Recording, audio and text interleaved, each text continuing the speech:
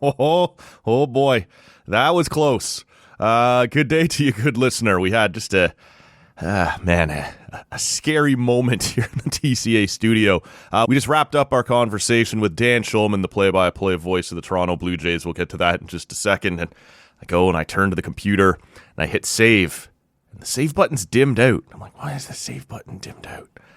And I can't save the file, and I'm checking around. There's lots of room on the hard drive. Everything's fine, and it will not save.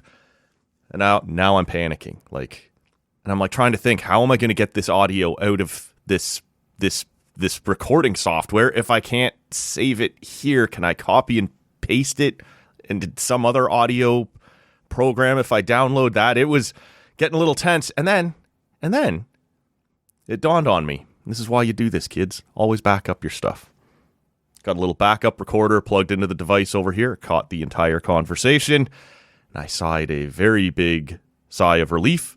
Still confused as to why the save thing didn't work. Once I was sure that I had the backup file successfully saved somewhere else and backed up and whatever else, restarted the computer, everything's back to normal. But yeah, there's nothing worse than it's one thing if I come in here on a Tuesday night and rant and rave about hockey or whatever else is going on and it's just me, and if you lose it, if you really care, you do it over again, and if you don't, you just shrug your shoulders. You're a little annoyed, but you just go back to the couch or whatever. This, with a guest and a guy like Dan who's as busy as he is and as big of a name as he is, you don't shrug that off. That audio has to find its way out onto the show. So that's what I've been dealing with here today. Hope you're all having a much better day than that. We are on social media at Tall Can Audio. Give us a follow there and subscribe to the podcast wherever you're hearing us right now. Just before we get to Dan, I should remind you, I had Graham Creech in studio from TSN 1200. That dropped on Tuesday morning. That was a lot of fun. Talked a lot of NFL, talked a lot about the vibes around the CFL franchise here in the nation's capital. People getting a little sour about that, if not tuning out completely. And then, of course, looked ahead to hockey season. Really fun conversation with Creature. So go back and check that out. And on Friday morning, you're going to hear from Andy Nita from the Nita Beer Company, talking all things craft beer and their Oktoberfest, which is going on Saturday, September 27th. So make sure you're subscribed to the show right now, wherever you're hearing me, so you don't miss out on any of that. And coming up, lots more good stuff. Julian McKenzie is going to be here from The Athletic. That'll be next week, talking about his upcoming book, Black Aces, and the NHL season ahead. That'll be fun. And Brent Wallace will make his TCA debut from the Coming in Hot podcast. So lots of good stuff. The one with Brent Wallace, that'll be the following week. So stick around. But today it's all about baseball. And the Jays have pulled 2 games out of the fire on Monday and Tuesday down in Tampa. I was going to say normally a house of horrors, but it's a slightly different house they're playing in right now. But regardless, the Rays always a thorn in your side, and the Jays basically are on the verge of grabbing first place in the division. They have grabbed a hold of this thing, and short of some sort of off-the-rails, just complete meltdown, they're going to grab the division. So really interesting times around the Blue Jays, really good times around the Blue Jays. So let's get into all of it with the voice of your Toronto Blue Jays, Dan Shulman. We're joined today by our friend, the voice of the Toronto Blue Jays on Sportsnet, Dan Shulman. How are you, Dan? I'm doing well, Matt. How are you? We're doing okay. As you just mentioned before we fired up the mic, everything feels good after another Blue Jays win, and they're inching ever closer to clinching the division. I'm curious, one little thing here before we talk a little Jays. Sometimes I get my mind stuck on the little details, and I just can't get by them, and they really stick with me. I'm curious. It's not uncommon on a road trip that there's a wide variance in start time between a couple of evening games and then on getaway day, something earlier in the afternoon. It's standing out to me that there's 2 7:30 starts in Tampa and then a 7 o'clock start. Right. You understand? Have you been given an explanation on that? Or I think I know what it is. I mean, they're playing at an outdoor stadium in Florida, which it's very hot, and they get a lot of rain here in the kind of the late afternoon. So I think because the Rays are at Steinbrenner Field, they have moved, and again, because of the heat, they have moved their home games a half an hour later. I believe they're doing 7 o'clock tonight because tomorrow's a 1 o'clock game, and they're just being considerate. it. So that's what I assumed is the situation. And, again, we have teams coming to Toronto and the broadcasters on the other team will say, what's with the 3:00 games on Saturday? Like, everybody's different. Some teams do 6:00 games on Saturday. Teams like Cleveland and Detroit, they've been starting their weeknight games, especially early in the season during school months at like 6:40 sometimes. So, right. Everybody's got different reasons, but I think the 7:35s are weather related, and then the 7:05 tonight is just out of consideration for the fact that it's a 1:00 game tomorrow. Yeah, get everybody home a little bit earlier, I guess. That makes sense. Look, we're sitting here, I mentioned, with the Jays looking really good to win the division this year, and I sort of felt like on our show on Monday mornings when I talked to my co-host, I was the optimist this year, and my expectation was if everything clicks and goes well, this is a team that can hang around and fight for a wild card spot. I'm sort of curious. So obviously, even beyond my optimistic outlook, things have gone much better. Are you surprised that this team is not just in position to win the division, but appears to maybe be in position to do it comfortably? Did you have this on the table for them? Oh no, not at all. I was kind of like you. I thought 500, and if things go right, if you can get up to 86, 87 wins, you can compete for a wild card spot in a normal year. I did not think this was possible. And another thing, mentioning the broadcasters on other teams, so like we'll go to Kansas City in a couple of days, and I'm friends with the KC broadcasters. All the broadcasters are buddies. And, inevitably on the first day, you spend about half an hour with them and tell me about your team, tell me about your team. And the first question I get every single series is, how did this happen? And it's always followed up by, for the past few years, I thought they were going to be this good, but how did it happen this year? And there are so many things, the incredible bounce back year of George Springer, right? That's, even if you thought he was going to improve, nobody saw this coming. Right. Bo Bichette until a week ago, being healthy and looking like Bo Bichette and putting up a big year. Kirk has had a better year. Barger has become a real force in his first full year in the majors. And then the bullpen being better. It hasn't been perfect, but it's been a lot better. If you go back and look at the numbers last year, it's been a lot better than a year ago. And then kind of the secret sauce to me, as we've discussed umpteen times on the air, is Lucas, Clement, Schneider, Heineman, Loperfido, Straw, all of the complimentary guys stepping up, and every single one of them being contributors. It's just one of those years where so many things have gone right. And listen, they've dealt with injuries. It's not like they've been injury-free. I think they've had kind of an average number of injuries for a major league team. And they've had some things that didn't work out. Bowden Francis wasn't pitching well and then got hurt. Max Scherzer missed half of a season. They had Jonathan Clase out. That didn't pan out. Alan Rodin didn't pan out and got traded. So it's not like everything's been perfect. It's just they've had so many different guys contribute. I never saw this coming. This team has a chance to they probably won't set a franchise record for wins, but they've got a chance to end up at 95, 96 wins or something like that. And there's no way in the world I saw this coming. So at what point does it set in for you where you go, I think this is for real? April's a bit of a rough start, but May they start to take off and it goes from there. Is it one of those Yankees series over the summer? Like, where does it kind of go for you? This is not going away. This isn't just a hot streak. They might be this good.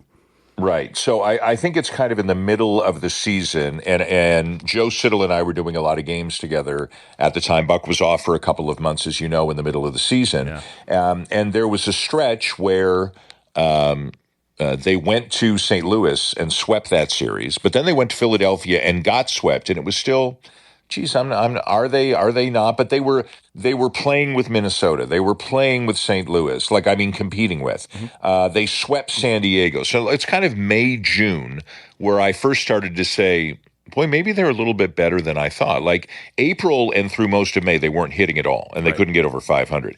But then again, it was kind of like, oh, look what they did against Seattle. Look what they did against San Diego. They're competing with Cleveland and Minnesota. Like, they're okay. And then I think what took it to the next level and was the Canada Day series with the Yankees. But even by then, they started that series. They had moved within 3 games of first place. Now, part of that was the Yankees had let them come back to the pack a little bit. But I think it was kind of that stretch when they beat the Yankees. They had that 10-game winning streak around then, and then you said, okay, this team's good.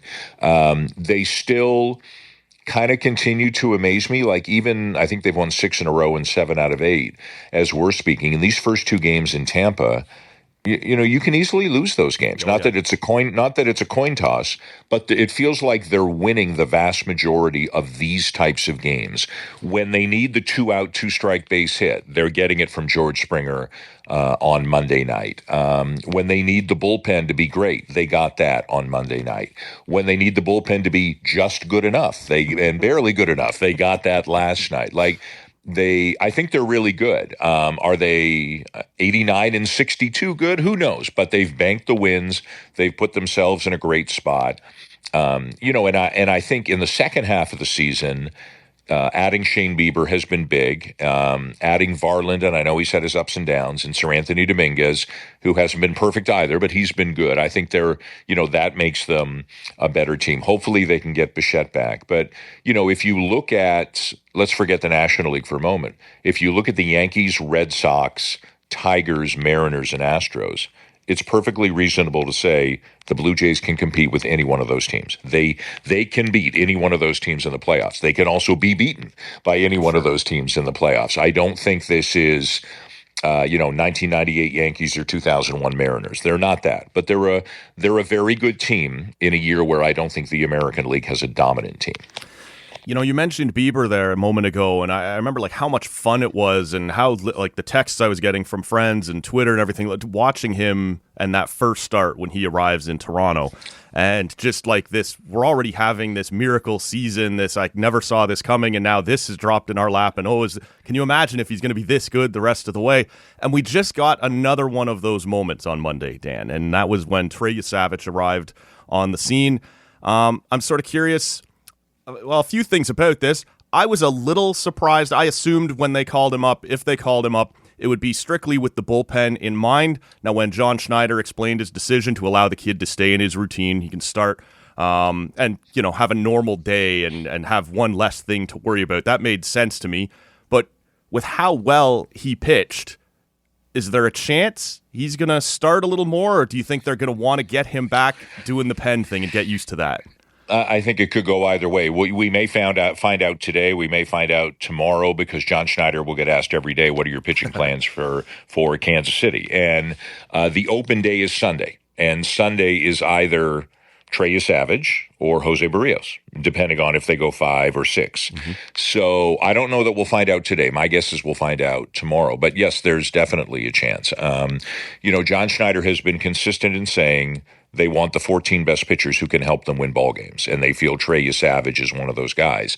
And that was before they saw him pitch a couple of days ago. Obviously, they would only feel even stronger about that now. We don't want to rush too far down the road and get too giddy after one start, but he's either going to start Sunday in Kansas City, or if they decide on something else, he will be a bulk reliever and get a few innings, I think. And then I hope he will get one more outing against Tampa Bay next week on the final weekend of the regular season. Like, if I'm in charge, and thank heavens for them, I'm not, because I'm not qualified to be in charge. But if I'm in charge, I want to see as much of him as I can over the next 11 games, because they've got some big decisions to make. You've got to set a playoff roster, and they've got 14 pitchers now. They can't have that. Like, the rosters go back down to 26 for the playoffs, and a lot of teams don't even take 13 pitchers. They take 12 and go with 14 position players. So, if you've got 14 on the roster now, and let's leave anybody else out of it, although, would they want a Mason Fluharty as another short lefty, that sort of thing? Everything is up for consideration. But if they've got 14 and you've got to knock 2 of them off, you got to think about this a lot. And if it's me, I want as much information on him as I can get. It's fascinating, because if you're choosing 4 starters for the playoffs, you've got a 3-time Cy Young Award winner in Max Scherzer. You've got Chris Bassett, who is pitching well right now. To me, Jose Barrios has fallen a little bit behind those 2 guys. And last night, again, there were some good moments, but he just cannot get as much swing and miss. He gets to 2 strikes, can't put the guys away as easily. But he's a mainstay on your team, a veteran guy who signed for 3 more years. There's like relationships. Relationships matter. These are not robots. So, but I want to see as much of Trey Yesavage as I can see over the next 11 games. And needless to say, if the next 2, in whatever role they come, are as good or close to as good as the first one, he's going to be on the roster in October. But let's see how he does. Take me inside that day where he does get called up and the guys are like, these are veteran guys in the heat of a playoff race coming to the end of a long season. A lot of them have been around a long time, seen a lot of things.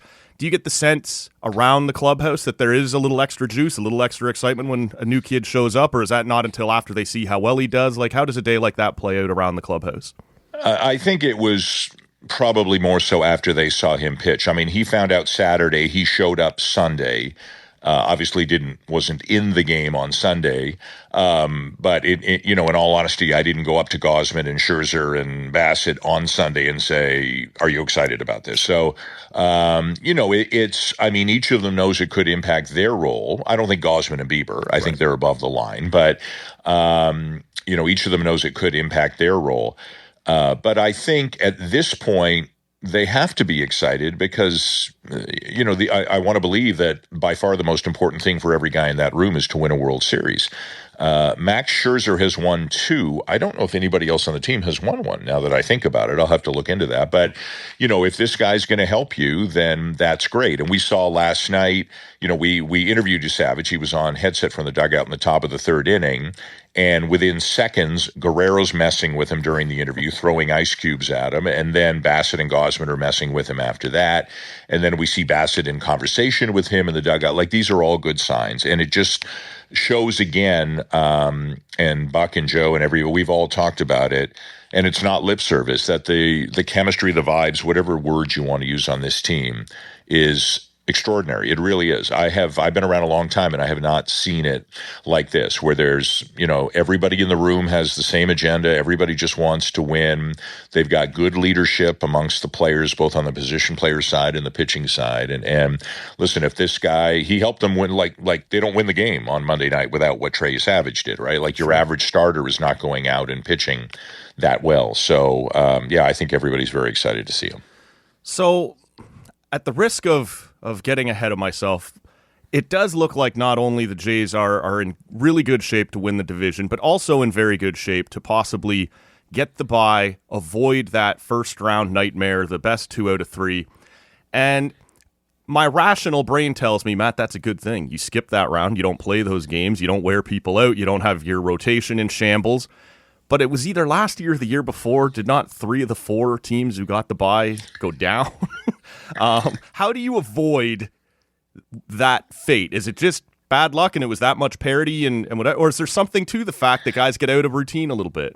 It's a never-ending question that can never be answered. If you say to me, is it good or bad to get a bye? My answer is it's good. Sure. It's one less round you have to win, and it's just math. So to me, yes, you want the bye. Yes, you want the rest. You've got older pitchers with a lot of miles on them. And then, if they don't start till Saturday, so they've got 5 days between the end of the regular season and when the division series would start, you have a couple of workouts. You bring in some of your AAA guys to throw BP, and you just hope to stay fresh and not get rusty. There is even a scenario where, say, the last 3-4 games of the regular season may not mean anything. Yeah. And listen, they could be fighting for everything. Yep.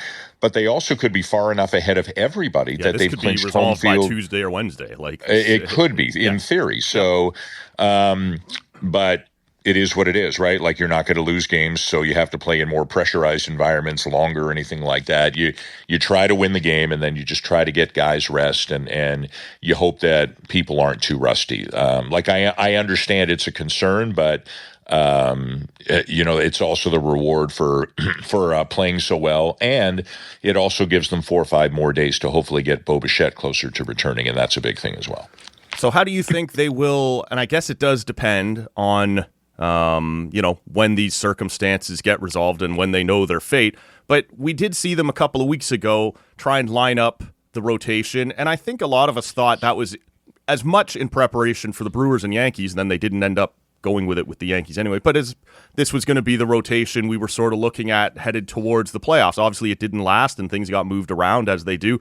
How do you think they will try to line this up coming down the stretch for the rotation? Right. So we know you and I are speaking on Wednesday. It's Gausman today. It's Bassett tomorrow. And it'll be, I would assume, Friday, Saturday's got to be Scherzer, Bieber. And then Sunday we talked about it's either Yesavage or it's Barrios. Yeah. I'm going to assume it's Yesavage, but I don't know. Then there are 6 games after that. And if they keep Yesavage in the rotation, they've got 6 starters. You just roll them. Now, you've got to start thinking, again, if you get the bye, it's different because you've got so much rest that you can set your rotation up any way you want. If you're playing in the first round, then you've got to be a little, a little more particular about it. Yeah. Right. But if they just keep rolling them, then Gausman would pitch, it looks like to me, on the Wednesday in the last week. And then, he could go on the Monday, the day after the regular season, go out and throw like a 3-4 inning simulated game at the Rogers Center with hitters standing in there and that sort of thing. And then he's good to go on the Saturday. You can also, because you've got 6 guys, if you don't want that, you could have him pitch Tuesday next week and then pitch Sunday on the last day of the regular season and get 3-4 innings there in a real game against Tampa Bay, just because maybe the adrenaline's pumping a little bit more. You can do it a bunch of different ways. But if you get the bye, you really have a ton of freedom. And I would imagine at some point they sit down with Kevin Gausman and say, okay, let's say Gausman's game 1. You're going to pitch on the Saturday. What do you want the next 12 days to look like for you? And then go to Bieber and say, theoretically, you're game 2. You're going to pitch next Sunday. What do you want the next 12 days to look like for you?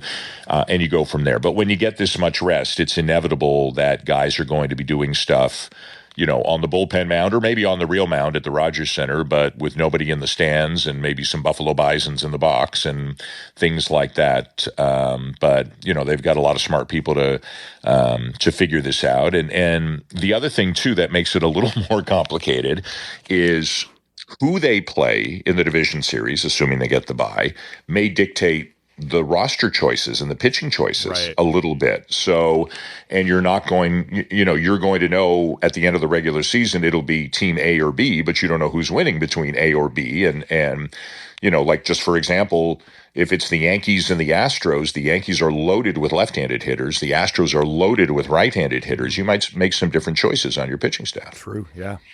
Just to follow up briefly there, it sounds like if it was up to you, and as you said, it won't be, it's Kevin Gausman in game 1. Do you think that's how this is looking at this point? Yeah. I think so. I think Gausman 1, Bieber 2. I think those 2 definitely should be the first 2 in my mind. And again, each of them figures to have 2 more starts and things can change. But Gausman's been great for about 12 starts right now. He really has. And he's proven he can go deep into a game. And I think he's earned it. And Bieber has been really good. Probably not as consistent as he would like. He's had a couple of starts where the command hasn't been quite as good. But I certainly think that those 2 are the first 2. And if it's me, I would just put Gausman 1, Bieber 2. And I think you're fine. And then, the intrigue comes after that because it could be Bassett. It could be Scherzer. Again, we don't know how Yesavage mixes into it. They could have a game, where you start Lauer and, to get through some lefties and then you go to Yesavage, or like they could do a million different things. And everything is heightened in the playoffs. You manage a game in October differently than you manage it in May. So I think they have some fascinating decisions coming, difficult, complicated, fascinating decisions about who's on the roster and who is in what role. And there's some of that on the position player side too, and a lot of that depends on if Bichette and Santander are back. They've got a lot. They're going to have a lot of meetings over the next couple of weeks. So you did announce or let us know on the broadcast the other day that you and Buck will be calling games through the playoffs, which isn't always the case. In some years, we've had to. We get the American broadcast instead. So it's nice to hear we're going to have our hometown crew on this. I'm sort of curious what your expectations are. I know you've called playoff games in Toronto. Normally, I believe MLB takes over the dome and makes the decisions on the lid, which almost always means closed. But just take us inside a playoff atmosphere at the Rogers Centre. Oh, yeah, it'll be closed for sure. It'll definitely be closed. But I'm tremendously excited. So we, and by we, I mean Sportsnet, have called the Blue Jay playoff games in 2020, 2022, and 2023. It wasn't me in 20 and 22. I was still doing playoffs for ESPN Radio. I don't do that anymore. In 23, when the Blue Jays went to Minnesota and lost both games, that was me, Buck, and Hazel. And people may not remember it because it happened so quickly and it was done. But so this is the fourth playoff time in a row that we will be able to do our own games for people on Sportsnet, and the second time for me. And it's great. And the reason we can do this is because if you're Fox or TBS or ESPN, you don't derive ratings from Canadian viewership. It doesn't impact you. So Sportsnet kind of has an exemption with Major League Baseball to be able to do this. We're the only team that can do this, and we're lucky. And we all know how lucky we are, and we couldn't be more excited. So it's great. There's nothing more exciting than playoff baseball, although I think playoff hockey's right there, but I don't do hockey. So but there's nothing more exciting than playoff baseball, and I know I'll be getting to the ballpark crazy early, and there's all kinds of protocols and things. It's just different, right? There's more going on before a playoff game than a regular season game. But at whatever time first pitch is, it's going to be me and Buck and lineup pitcher defense, and away we go, just like normal. And we're tremendously excited, and we know, all fans want to see their home broadcasters, right? And again, this is great. We hope we're doing games for the next several weeks.